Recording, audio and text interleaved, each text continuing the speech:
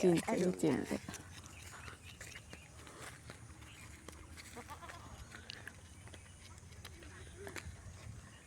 पुगेर आउँछ कि जाऊ जाऊ दिदीलाई लिएर आऊ त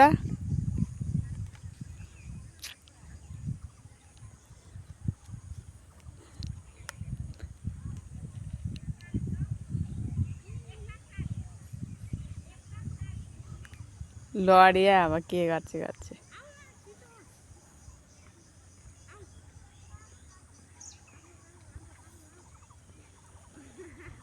बाकी दिदी घाँस समाएर आऊ न लडिन्छ हौ उदीले पापा ल्याउनु भएको छ झोलामा ला अब खुट्टा पिल्सियो होला